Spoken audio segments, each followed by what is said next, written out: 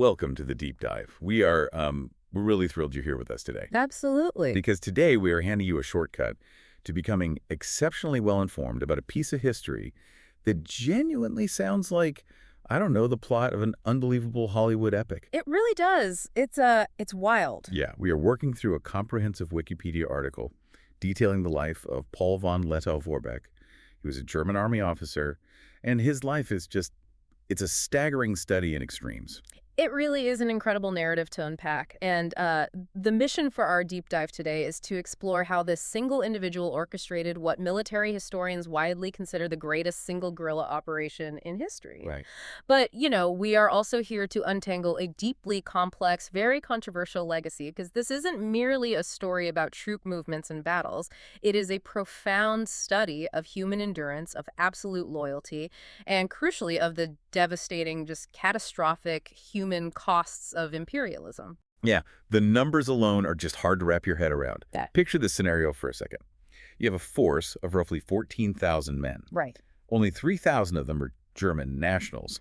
The other 11,000 are African soldiers. Exactly. And for 4 entire years, spanning the whole of World War I, this relatively tiny, isolated force tied down 300,000 British, Indian, Belgian, and Portuguese troops. It's unbelievable. They were outmanned 20-1, completely cut off from their homeland, and yet they were never defeated or captured in battle. It is a complete logistical and tactical anomaly. I mean, when you look at military history, armies of that size facing those odds simply do not survive. No. And to understand how he pulled that off, you really have to look closely at his crucible, those early experiences that completely dismantled his traditional worldview and forged his entire approach to unconventional warfare. Okay, let's unpack this. Yeah. Because his beginnings are about as far from guerrilla warfare as you can get. Oh, absolutely. He was born in 1870 into the Pomeranian minor nobility. His father is an army officer. He goes through the standard boarding schools, joins the cadet corps, and by 1890, he's commissioned as a lieutenant in the Imperial German Army. Very standard track. Yeah. And the picture our sources paint of this early life is incredibly rigid, but, glamorous. We're talking about dawn inspections in the freezing cold, formal drinking parties, and splendid dances in Berlin with young women in off-the-shoulder dresses, all followed by this mad rush to catch the last train back to the barracks. It was the absolute epitome of the highly formalized European military tradition. Right. The Prussian military mindset of that era was just obsessed with form. You stood in neat rows, you marched in precise columns, and warfare was seen as, well, a gentleman's clash of organized maneuvers. Yeah. There are actually anecdotes from his early days of older officers severely scolding younger ones just for failing to ask a young woman without a partner to dance. Wow. Yeah, it was an environment governed by strict chivalry and unyielding rules. Which makes his first overseas deployment so ironic, I think. Because in 1900, he is sent to China as part of the international forces quelling the Boxer Rebellion. Right, the Boxer Rebellion. And our sources note that while he was completely fascinated by Chinese culture and the landscape, he absolutely hated fighting against guerrillas. I understand it. Right. He felt that unconventional hit-and-run warfare was detrimental to the discipline of a proper German army. It's the ultimate irony, isn't it? He despises the very style of combat that will eventually define his place in history. Yeah. But the real turning point, the crucible that shatters that pristine, rigid military mindset, happens when he is assigned to German Southwest Africa, which is modern-day Namibia, starting in 1904. Right. And this is during the Herero insurrection and the subsequent genocide, which is a profoundly dark period of colonial history. Yeah, he's a captain at this point, thrust into this blistering, unforgiving landscape. He sees combat early on at the Battle of Waterberg, which he initially considered a rare chance to actually defeat an enemy in a single organized operation. But it doesn't stay that way. No, it doesn't. Because then the Nama people rise up under their leader, Hendrik Witbooi, and Lettow-Vorbeck stays to fight. And the conflict becomes deeply personal and physical. Yeah. During a 1906 gunfight against a leader named Jacob Marenga, he gets shot in the chest and he takes a bullet to the left eye. And that injury leaves him permanently blind in that left eye for the rest of his life. Permanently blind. Exactly. But as significant as the physical trauma was, the mental shift that occurs during his recovery is what actually alters the course of history here. How so? Well, he realizes that standing in neat rows, Wearing heavy uniforms and relying on massive supply trains simply does not work in the African bush. Right, our sources actually point out a very specific interaction that completely rewired his tactical playbook. It involves a captured Hottentot guerrilla leader named Samuel Isaac. Yes, the interrogations. Exactly. Yeah. Lettow-Vorbeck personally conducted these interrogations, but it doesn't sound like a standard military debriefing. I mean, how does a rigid European officer actually unlearn his entire background from a prisoner? By recognizing pure survival mastery when he sees it. Yep. He wasn't interrogating Isaac for troop movements or secret weapon caches. He was treating this captured leader as a masterclass instructor in bushcraft. Wow. He essentially asked Isaac, how do you live off a country that seemingly offers zero sustenance? How do you keep your men running when most European soldiers barely have the strength to walk in this heat? It's about fundamentally changing your relationship with the environment, really. He wanted to know how to condition the human body to go without food or water for days. Precisely. He was learning how to become so completely absorbed into an unfriendly, barren wilderness that survival itself becomes your primary weapon. He explicitly wanted to learn how to survive just like the native snakes and lizards survived in the desert. He was shedding the European rulebook and adopting an entirely new, deeply pragmatic way of thinking about warfare. Which brings us to the outbreak of World War I and this grand, seemingly impossible strategy he develops. Yes. So by August 1914, he is military garrison commander in German East Africa, which is present-day Tanzania. Right. He has a tiny, isolated force, about 2,600 German nationals and 2,472 African soldiers organized into 14 Askari field companies. Now, his own governor, a man named Heinrich Schnee, desperately wanted the colony to remain neutral, trying to rely on an old 1885 treaty to keep the war out of Africa. But Lettow-Vorbeck completely disregards his own governor. Just ignores him. Totally. He recognized immediately that East Africa was never going to be the main stage. It was always going to be a sideshow to the massive trench warfare in Europe. But his strategy was brilliant in its simplicity. He decided to tie down as many Allied troops in Africa as humanly possible, drawing them into an endless chase, specifically to keep those men and resources away from the Western Front. And he wastes no time. He immediately prepares to repel a massive British amphibious assault on the city of Tonga in November 1914, and he actually wins. Against massive odds. Yeah. Then he just starts attacking British railways in East Africa, launching sudden raids into Kenya, Uganda, and Zanzibar. He hits their forts. He destroys their communications. He becomes the ultimate disruptor. He does. But you can't do that with a traditional army. I mean, how did he build a force capable of that kind of rapid, relentless movement? He had to completely rethink unit cohesion. He expands his military, known as the Schutztruppe, which was the official name for the German colonial forces, to those 14,000 soldiers we mentioned earlier. Right, the 14,000. And his leadership style was incredibly unique for a European commander in that era. He spoke fluent Swahili, which earned him a tremendous amount of respect from his African soldiers. He appointed black officers. He reportedly stated to his men, "We are all Africans here." That's a fascinating psychological tactic. Our sources emphasize that he didn't just recruit locals. He forged an intensely loyal military caste. He created a structure that intentionally separated the soldiers from their original tribal roots. And that is a crucial insight into his strategy. By severing those tribal ties, he created a new, distinct unit where their primary identity was tied directly to the Schutztruppe and to him. Right. They were bound by Lettow-Vorbeck's very specific brand of extreme discipline, which he applied equally across the board. German officers and black soldiers were subjected to the same grueling standards. Interesting. Yeah, this created an ultimate dependency and a profound, almost terrifying level of loyalty. And the resourcefulness of this new caste was just off the charts. The supply chain logistics alone are mind-blowing. Oh, they really are. In 1915, there's a German cruiser, the SMS Königsberg, that gets cornered and scuttled in the Rufiji River Delta. You would think that's a total loss. You would. But Lettow-Vorbeck doesn't just abandon it.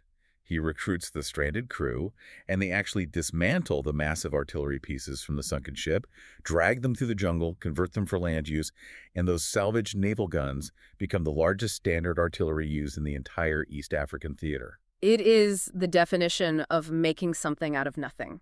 But, as the war dragged on and the Allied blockade tightened, their supply situation became incredibly dire. Yeah. And that desperation leads to one of the most bizarre logistical attempts in military history. I know you were fascinated by the airlift attempt in the research. Oh, this absolutely blew my mind. By November 1917, The German military back in Europe realizes they have to resupply him, but they can't get past the naval blockades. Right. So they try an airlift.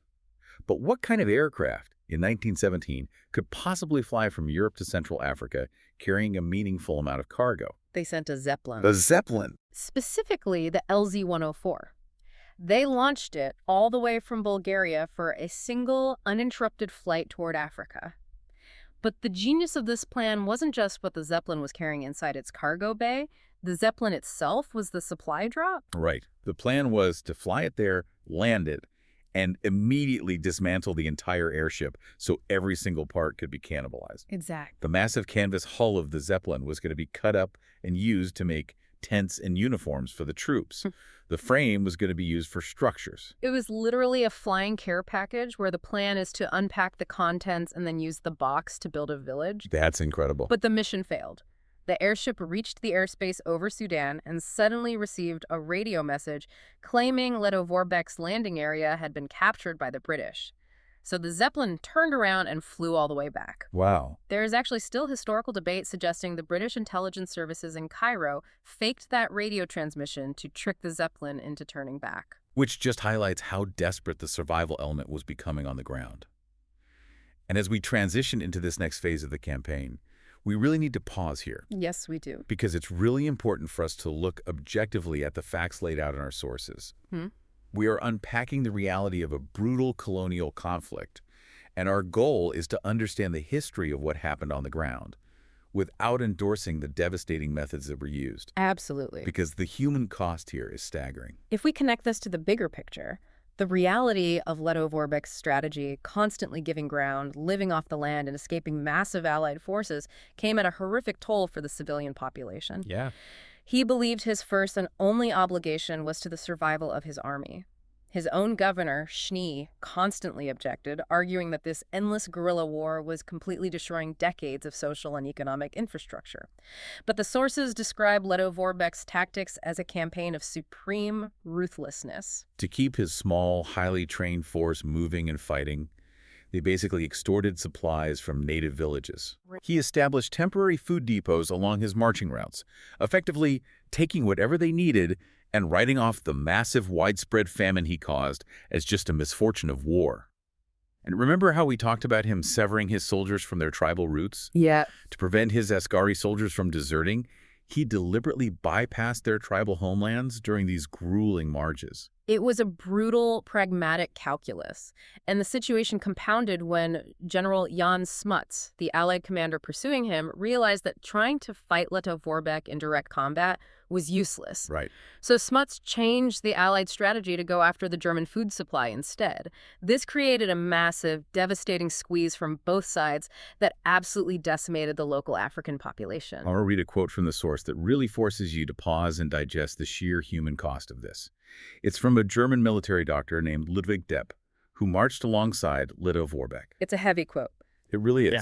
He looked around at what their survival required, and he wrote, "Behind us we leave destroyed fields, ransacked magazines, and for the immediate future, starvation. We are no longer the agents of culture.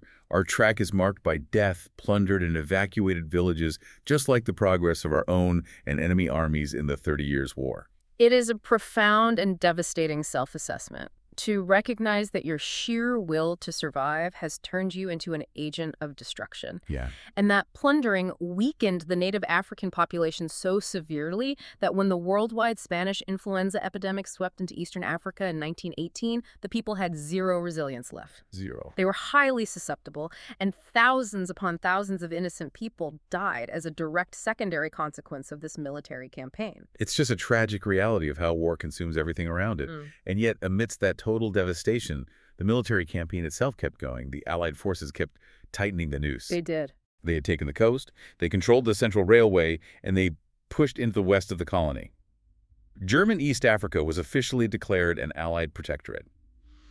Here's where it gets really interesting. Definitely. Because Lettow-Vorbeck looks at a map where he has zero friendly territory left, and he decides to literally march off the grid. In November 1917, with his remaining troops on half rations and effectively surrounded, he doesn't surrender. Instead, he wades across the Rovuma River and invades Portuguese Mozambique. He just marches right in. He completely severs his own supply lines. You have to understand the scale of this movement. This wasn't a standard army anymore. It was a completely independent, rogue caravan of European officers, Askari soldiers, porters, women, and children marching hundreds of miles into hostile, unmapped territory. On their very first day across the river, they attacked the Portuguese garrison of Nugomano for no other reason than to steal their food. Just to eat. They become a roaming nation of survivors. They lived entirely off what they could capture. When malaria threatened to wipe them out, they tracked down and captured a river steamer, specifically to raid its medical supplies for quinine. Wow. They captured new rifles, heavy machine guns, and mortars from the forces hunting them. They just kept moving, striking out of the bush, taking what they needed, and melting back into the jungle. And they moved so relentlessly and so far off the communications grid that he was actually still fighting after World War I ended in Europe. Yes. The global armistice was signed on November 11th, 1918. 2 days later, on November 13th, Lettow-Vorbeck is still on the offensive, capturing the town of Kasama in northern Rhodesia. He had evaded a massive British ambush, crossed all the way back into German East Africa, pivoted west, and just kept attacking. He had no idea. The communication lines in the deep bush were so slow that he had absolutely no idea the German Empire had already collapsed. He only finally stops his war on the morning of November 14th, when he reaches the Chambishi River. A British magistrate named Hector Crode actually has to walk out to him under a white flag just to inform him that the global conflict was over. Finally. Yeah, he formally surrendered his army, which by that point was whittled down to just 30 German officers, 125 non-commissioned officers, 1,168 Askaris, and about 3,500 porters a few weeks later. Which brings us back to that intense, almost terrifying loyalty we discussed earlier. Right. When the British transferred the disarmed German prisoners to a POW camp in Dar es Salaam, Lettow-Vorbeck fought tirelessly with the British command to get his Askaris released early so they could return to their remaining families. And the parting between him and his troops is described in the sources as deeply emotional. Before they were separated, an Askari soldier reportedly cried out to him, "Where do you go now? Where you go, we will go with you. And if this is not the time, then wait until my son grows up to be a warrior, and he will take my place and go with you." It's powerful. He had fundamentally changed how these men viewed their allegiance. The historical accounts note that almost to a man, the Askaris stepped forward, ready to follow him into permanent exile if necessary. But Lettow-Vorbeck held them back with a simple gesture, turned, and kept marching into captivity. So what does this all mean for him when he finally returns home? Well, it's complicated. In early March 1919, he arrives in Germany to an absolutely massive hero's welcome. He is famously the only German commander to successfully invade the British Empire during the entire war. Right. He leads his veterans, still wearing their tattered tropical uniforms, on a massive victory parade right through the Brandenburg Gate in Berlin. But the Germany he returns to is entirely fractured. The Weimar Republic is volatile, chaotic, and teetering on the edge of civil war. Yeah. He stays in the military briefly, commanding troops that brutally put down the Spartacist uprising, which was a major communist strike in Hamburg. But shortly after, he gets involved in the Kapp Putsch in 1920.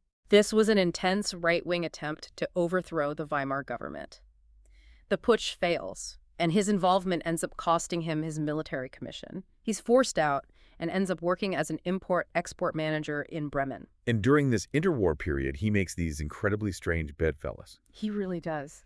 In 1926, he has a cordial meeting with British intelligence Colonel Richard Meinertzhagen, the exact guy who spent years hunting him through the African bush. It's wild. A few years later, he goes to London and sits down face-to-face with General Jan Smuts, the primary Allied commander who orchestrated that devastating squeeze on his forces.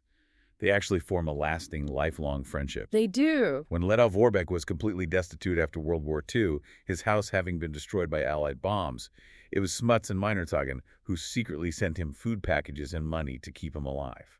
It is a striking example of how the mutual respect among these elite military commanders completely transcended the physical borders and the brutal wars they fought. They viewed each other as honorable adversaries. Mm-hmm. But his political life inside Germany becomes incredibly fraught, especially as the 1930s approach and the shadow of the Third Reich begins to rise. Now, again, just to reiterate, we are simply reporting the facts from the historical sources here. Yes. In 1933, Adolf Hitler actively courted Lettow-Vorbeck. Hitler recognized the PR value as a famous Lion of Africa and wanted him to legitimize the growing Nazi movement. Hitler actually offered him the position of head of the Reich Colonial Ministry. But Lettow-Vorbeck declined the offer. He served as a conservative Reichstag deputy for a while, but left his political party when he felt it veered too far right. Yeah. The research indicates he intensely distrusted Hitler and the broader movement. He even formally protested to President Hindenburg against the Nazi dismissal of a police colonel in his home city of Bremen. However, our sources make it clear that he didn't entirely distance himself from the regime. He became a member of the SA in 1933 after a dispute over Veterans Association, and he frequently appeared at colonial rallies, where his conduct in East Africa was held up as an exemplary model of German soldiery. He was celebrated by the state propaganda machine for a time, and Hitler even awarded him an honorary general's rank in 1939. What's fascinating here, though, is the deep ideological core of his conflict with the Nazi elite, particularly Joseph Goebbels. Oh, this part is really interesting. Yeah, Lettow-Vorbeck was constantly promoting what historians call the Askari myth. In his speeches and writings, he loudly and continuously emphasized the extreme loyalty, the intelligence, and the military capability of his African soldiers. Right. He genuinely believed that the Askari could undergo what he called Germanization and stand shoulder to shoulder with European troops. And that belief violently collided with rigid Nazi racial doctrine. Absolutely. The Nazi ideology outright denied that Africans had any inherent adaptability or educability. Because Lettow-Vorbeck aggressively refused to stop praising his black soldiers, he simply didn't embody the racial conformity the Nazis demanded. They couldn't use him. Goebbels absolutely hated him. Goebbels wrote in his diary in 1938 calling him a reactionary who was stirring up trouble, and actually had Lettow-Vorbeck banned from public speaking. By the time World War II started, he was considered politically useless to the party. He survives the Second World War, going from absolute destitution back to comfortable circumstances during the post-war West German economic boom. He lives a remarkably long life, passing away in 1964, just 11 days shy of his 94th birthday. And his funeral in West Germany was a massive state affair. The West German Minister of Defense gave the eulogy, declaring he was truly undefeated in the field. Right. The government actually flew in 2 of his former Askaris from Africa as official state guests to attend. Which serves as a perfect bridge to the most incredible coda of this entire story, an event that happened that exact same year in 1964. The 1964 Broom Drill. Yes. The West German government finally votes to issue backdated military pay to all the surviving Askaris who fought for Germany during World War I. They set up a temporary cashier's office in Mwanza, right on the shores of Lake Victoria in Africa. Okay. About 350 elderly former soldiers gather there to claim their pensions. But the German bankers hit a massive administrative wall. Almost none of these men have official paperwork. Of course not. A few have frayed certificates from 1918, but most are just holding up scraps of faded uniforms, trying to prove they actually served. How do you verify the service of an army that hasn't existed for nearly 50 years? The German banker in charge comes up with an incredibly unorthodox, entirely physical test. Right. He hands each elderly claimant a standard sweeping broom, and he orders them, barking the commands in German, to perform the manual of arms drills. With a broom. With a broom. These are the highly precise, complex military rifle exercises they would have been taught in the bush a half-century earlier. Out of 350 men, not a single one failed the test. That is just wow. Over 40 years later, the muscle memory, the German commands, and the intense discipline instilled by Lettow-Vorbeck were entirely intact. They all received their back pay. It's an image that just stays with you. This raises an important question, though, about how we contextualize his legacy. On one hand, you have a tactical genius who undeniably respected the men who served directly under him, crossing racial and cultural boundaries in ways his European contemporaries simply didn't even consider. Right. Yet, on the other hand, his absolute unyielding ambition to tie down Allied forces devastated the very homeland of the men who followed him, causing famine, disease, and death on a catastrophic scale. It is the ultimate historical case study in the profound power of adaptability and loyalty, balanced heavily against the terrible, indiscriminate collateral damage of war. It is a lot to process. As we wrap up, we want to leave you, the listener, with one final, incredibly provocative thought from the source material to mull over on your own. Yeah. During the end of colonialism in Africa, several political activists who were fighting for the independence of Tanganyika, the very land Lettow-Vorbeck had fought so ruthlessly to keep under German control, actually traveled to Germany to seek his advice. Incredible. And these independence activists were the actual sons of his original Askaris soldiers. Wow. So the question is this: how does the intense discipline, the brutal self-reliance, and the mutual respect forged by a colonial military commander paradoxically plant the seeds for the very movements that eventually rise up to dismantle that same colonial rule? It's a fascinating paradox. Think about that. Thanks for joining us on this deep dive. We'll see you next time.